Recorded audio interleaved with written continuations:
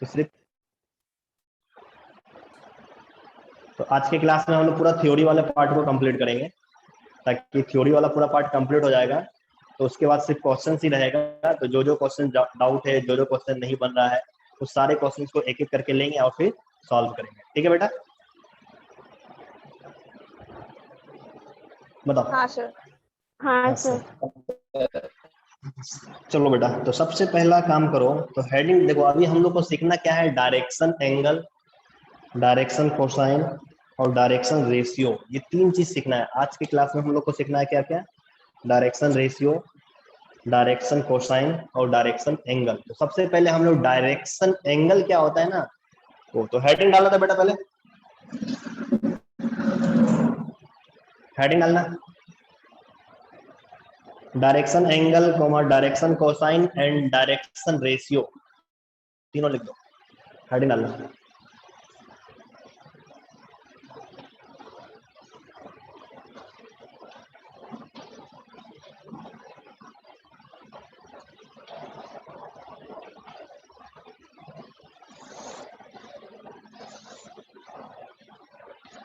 तो सबसे पहले सीखेंगे direction angle.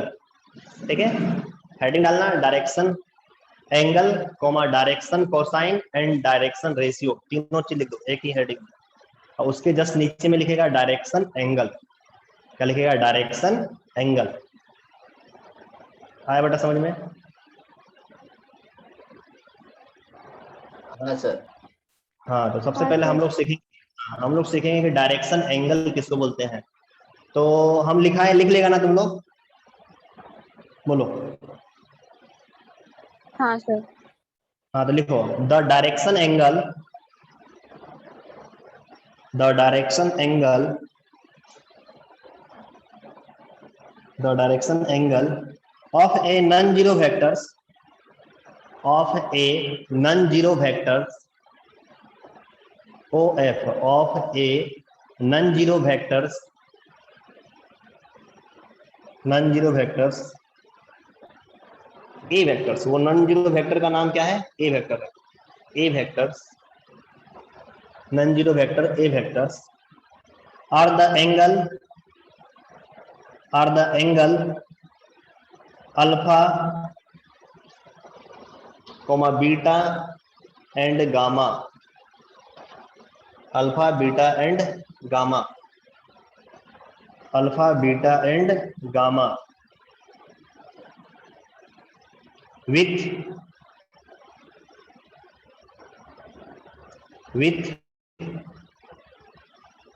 With the positive direct. क्या लिखा? हम कहां से लिखा है? The direction angle of a non zero vector a vector are the angle alpha beta and gamma. लिख दिया यहां तक? हाँ। हाँ, अल्फा बीटा गामा यहां तक लिखा। Alpha beta and gamma. हाँ। हाँ, उसके बाद लिखना, हाँ, make make make with positive direction, make with the positive, with positive directions, with the positive direction x comma y and z axis respectively, x comma y and z axis respectively।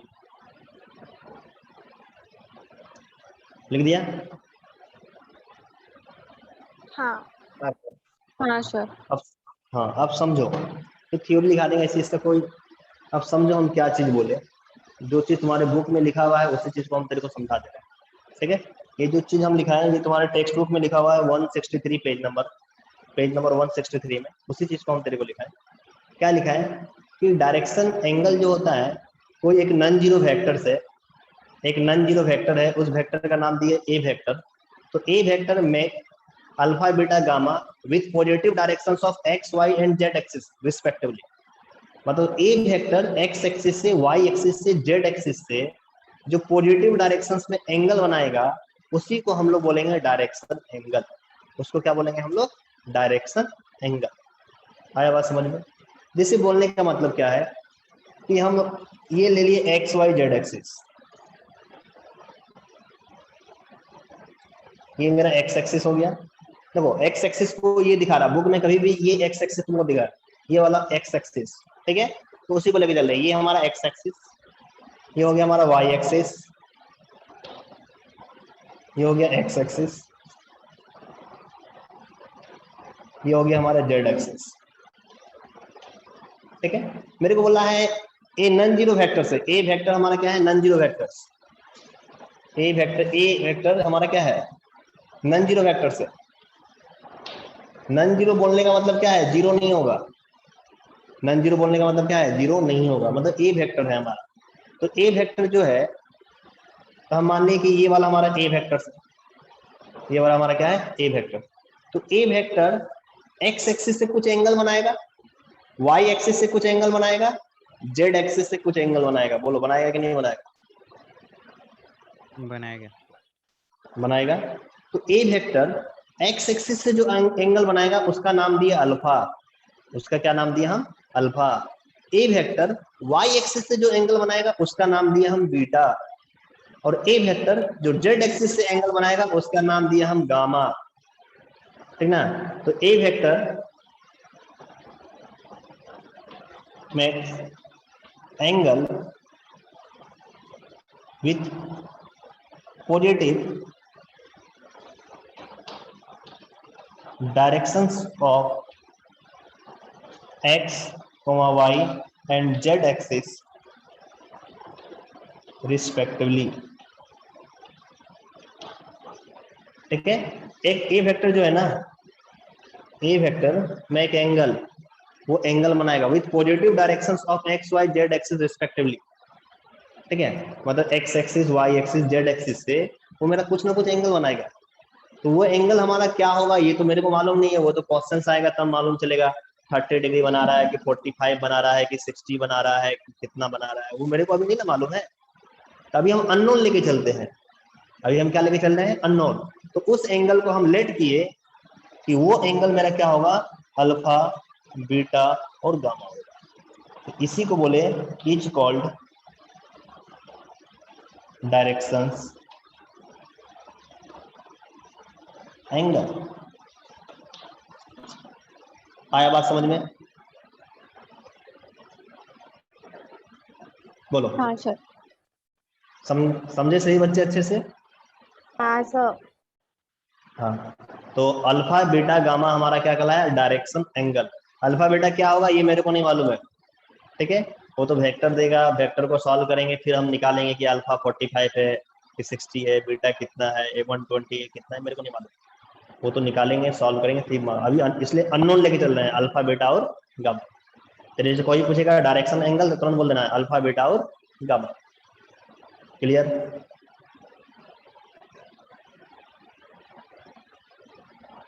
बोलो। हाँ sir. Note करो, figure बना देना इस type से, वही नीचे में।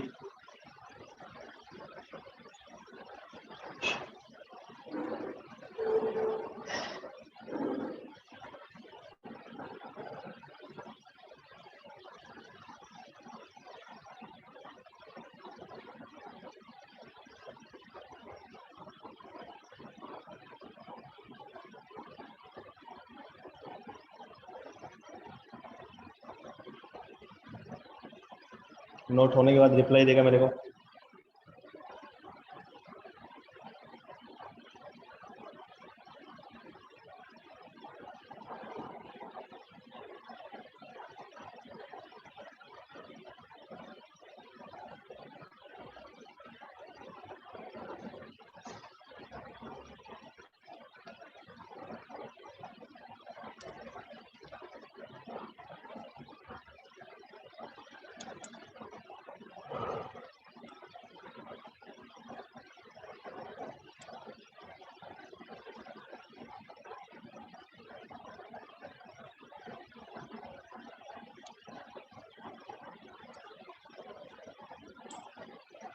सर दिख नहीं रहा कुछ। दिख नहीं रहा है, ये क्या बोल रहा है बेटा? अब दिख रहा। जल्दी से नोट कर, आगे पढ़ाना मेरे को। हो गया सर। हो गया सर। हाँ, तो इसे बोलना चाहिए ना कि हो गया, हम वेट कर रहे हैं कि नोट कर रहा है। तो डायरेक्शन एंगल हम लोग किसको बोलेंगे? अल्फा को, बीटा को, गामा को। ठीक है। हाँ सर। अब नेक्स्ट हेडिंग डालेगा direction cosine. Direction cosine.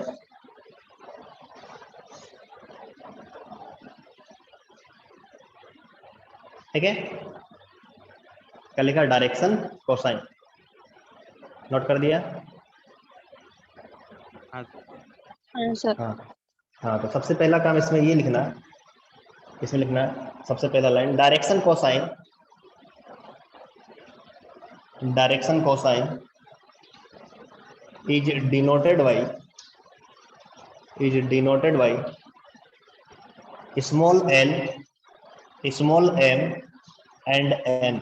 Small letter, small l, small m और स्मॉल n, इससे हम लोग डिनोट करते हैं। किसको डिनोट करते हैं? डायरेक्शन कोसाइन को। ठीक है,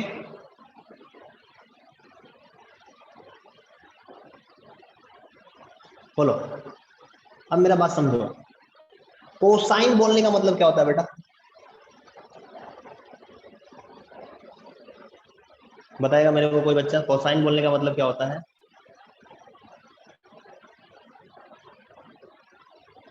क्या? Cosine, cos. कोसाइन बोलने, कॉस थीटा। कोसाइन बोलने का मतलब कॉस थीटा। ठीक है, कोसाइन बोलना है मतलब क्या हो गया? Cos theta. और उसमें लगा दिया डायरेक्शन, डायरेक्शन कोसाइन। मतलब जो वेक्टर है, ठीक है, तो वेक्टर जो एंगल बनाएगा थीटा, तो उसी को हम क्या बोले? जैसे कोई वेक्टर है, ए वेक्टर से, तो a vector x axis, y axis, z axis से एंगल बनाया। एंगल क्या बनाया? Alpha, beta, gamma. तो जो थीटा है, थीटा के जगह में लिखेंगे जैसे cos alpha, cos beta, cos gamma. तो cos alpha, cos beta, cos gamma is called direction cosine. समझ रहा है बात? हाँ सर। हाँ सर। हाँ, मतलब बोला जाए कि सबसे पहला लाइन कि डायरेक्शन कोसाइन को हम लोग डिनोट करते हैं किससे? एल से, एम से, एन से। डायरेक्शन कोसाइन किसको बोलेंगे? तो सबसे पहले दूसरा लाइन, सेकंड पॉइंट लिखेंगे। लिखेंगे क्या? A vector make angle with positive directions, positive directions,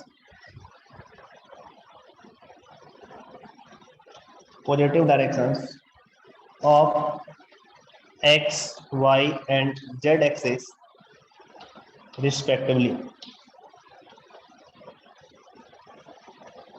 A vector जो है ना, ए वेक्टर, ये वेक्टर हमारा, हम मान लिए ए वेक्टर, ए वेक्टर की जगह में बी वेक्टर भी हो सकता है, सी वेक्टर भी हो सकता है, डी वेक्टर भी हो सकता है। हम मान के चल रहे हैं कि a vector make angle with positive directions of x, y and z axis respectively. तो क्या बनाएगा हमारा?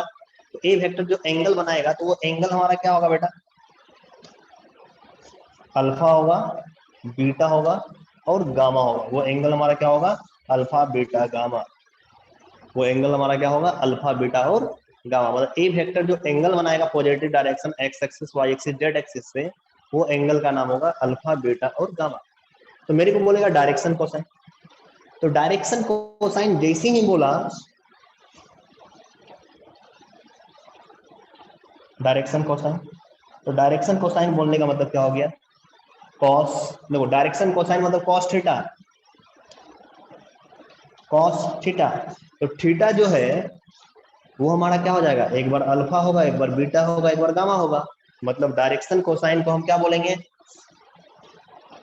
कॉस अल्फा, कॉस बीटा और कॉस गामा। आया बात समझ में? तो डायरेक्शन कोसाइन हमारा क्या कहलाएगा? कॉस अल्फा, कॉस बीटा और कॉस गामा। क्लियर है? बोलो, समझ में आया?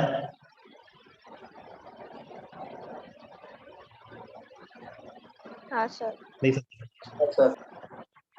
समझे? हाँ सर। नोट करो, ठीक है, नोट करो।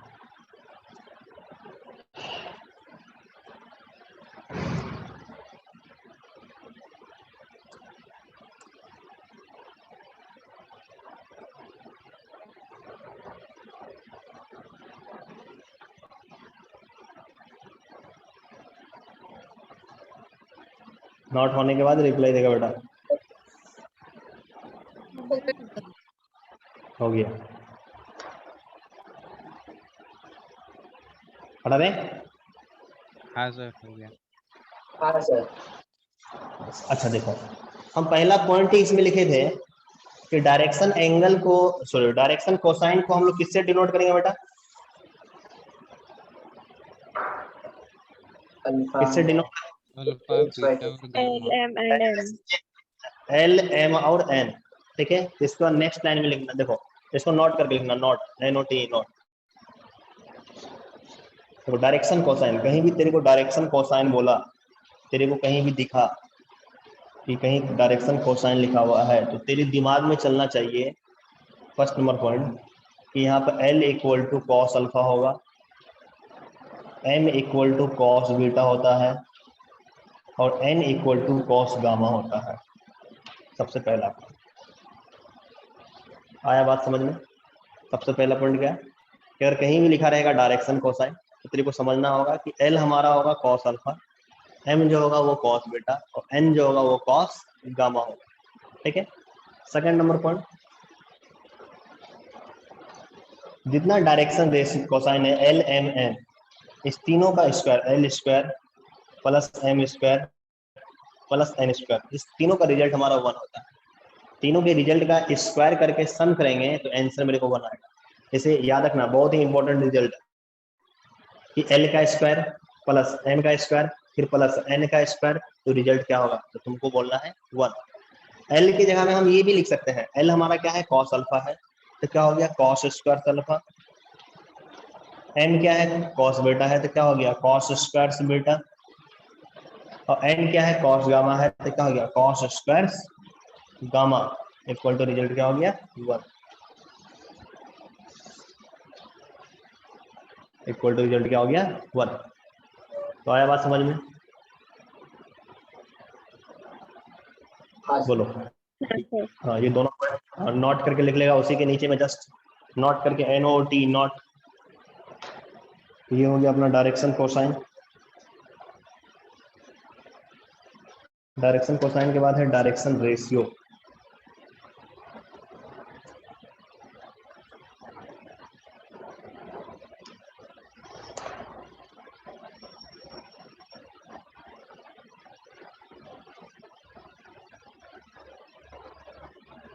हो गया बेटा? हाँ, अब नेक्स्ट हेडिंग डालेगा डायरेक्शन रेशियो। हटा दे क्या इसको? हाँ सर। हाँ, नेक्स्ट हेडिंग डालेगा डायरेक्शन रेशियो। नेक्स्ट हेडिंग डालेगा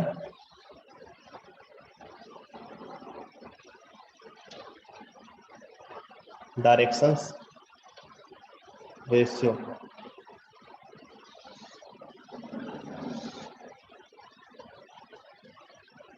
डायरेक्शन रेशियो में लिखने का काम करो। सबसे पहले लिखो एनी 3 नंबर, लिखना एनी ANY एनी 3 नंबर। देखो तेरी बुक में भी लिखा है पेज नंबर 164, वहीं से लिखा रहे हैं। लिखना any 3 number which are proportional to direction cosine, which are proportional to direction cosine, which are proportional to direction cosine of the lines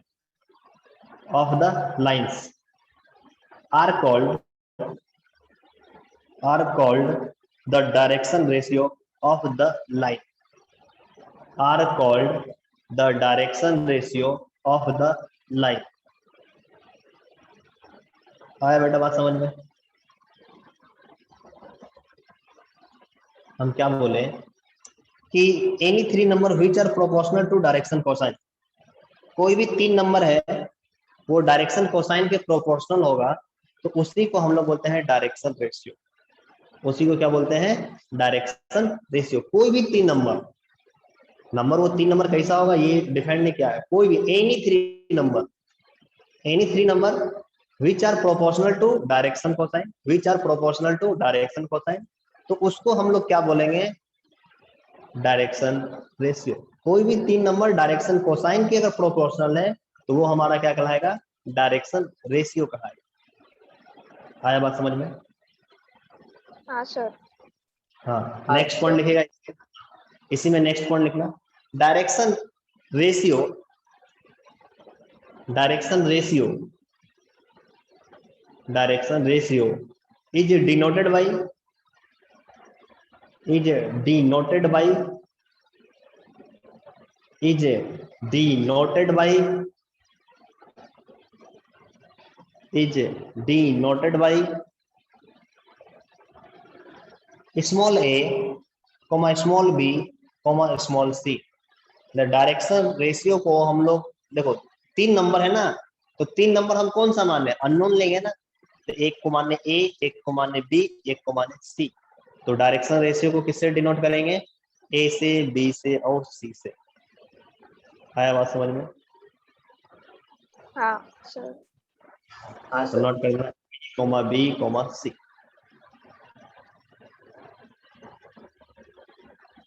ठीक है? हाँ सर। हाँ, अब देखो, अब समझने वाली बात, अब जो समझने वाली बात है उसको जब उसी के नीचे लिखेगा। अभी हम जस्ट पहला लाइन क्या लिखे, any 3 number are proportional to direction cosine. कोई भी 3 number are proportional to direction cosine, तो वो 3 नंबर का क्या क्या होगा बताओ तो, क्या होगा?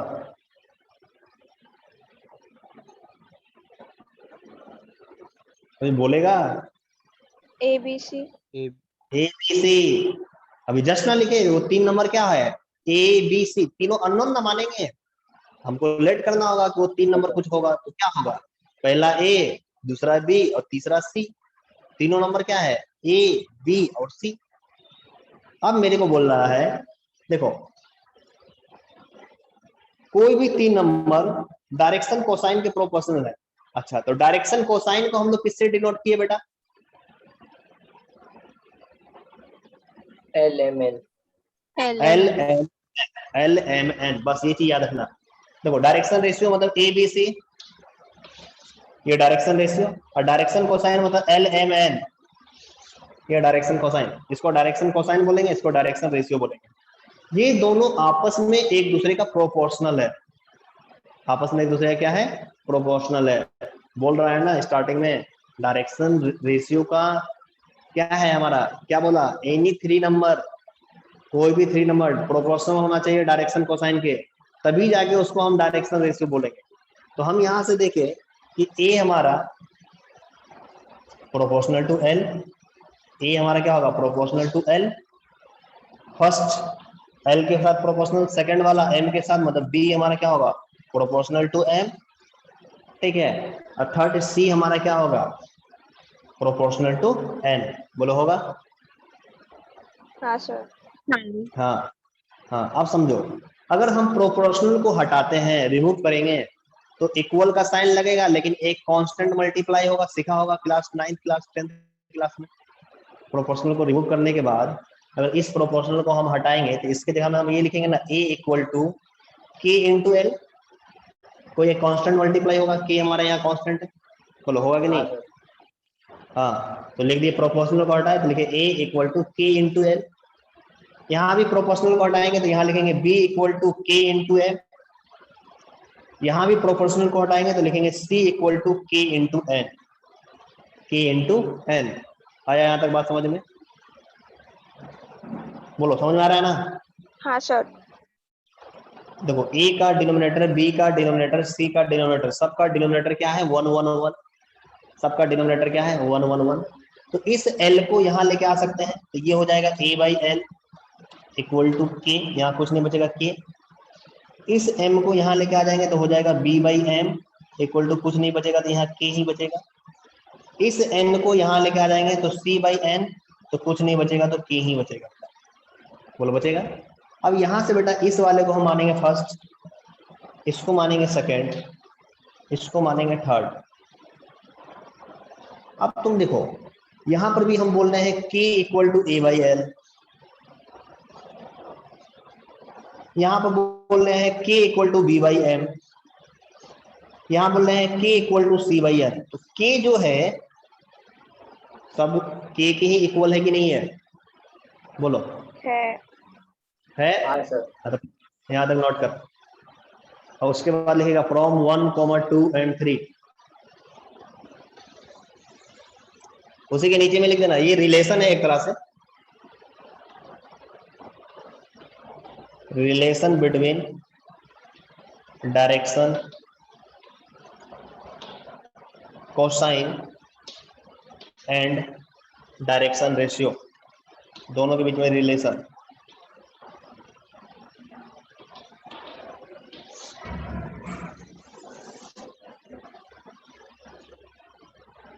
उसी के नीचे लिख देना direction, relation between direction cosine and direction ratio, और इसको नोट कर दो ये तीनों पॉइंट।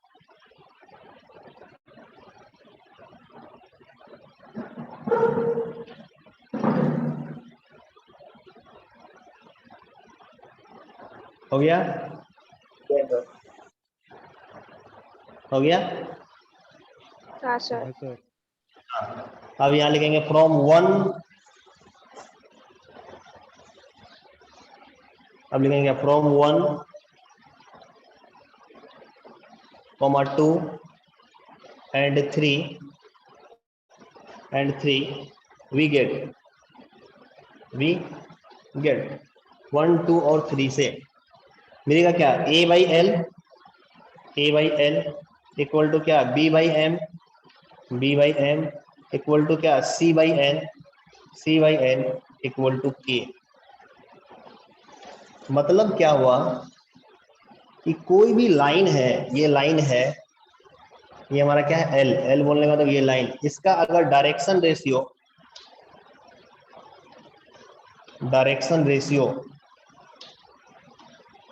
ए बी सी होगा, और इसका इसी लाइन का डायरेक्शन कोसाइन,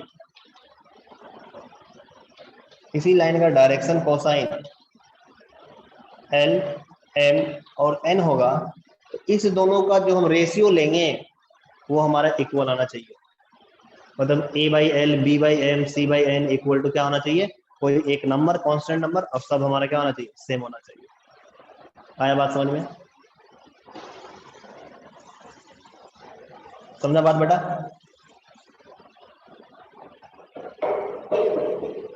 हाँ सर। हाँ सर। हाँ, तो इसको और करके हम ऐसे भी लिख सकते हैं, a बाई एल है तो इसको l बाई ए भी बोल सकते हैं, m बाई बी भी लिख सकते हैं, और c n बाई सी भी लिख सकते हैं। कहीं कहीं पर ऐसा भी लिखा हुआ रहेगा तो समझ जाना सेम ही चीज है, इसका भी हमारा सेम ही आएगा आंसर, k की जगह में हमारा सेम ही आंसर आएगा, इसका तो यहाँ क्या हो जाएगा 1 बाई के हो जाएगा, इसको 1 बाई के कर के ही लिखो ना, कांस्टेंट ही आएगा ना, 1 बाई के कांस्टेंट ही होगा ना के। आया बात समझ में, ये बात बराबर है, क्लियर है? तो हम क्या सीखे कि कोई भी लाइन होगा, उस लाइन का डायरेक्शन रेशियो और डायरेक्शन कोसाइन देगा, तो उस दोनों का रेशियो लेंगे ना तो आंसर हमारा सेम आएगा। ठीक है? हाँ सर।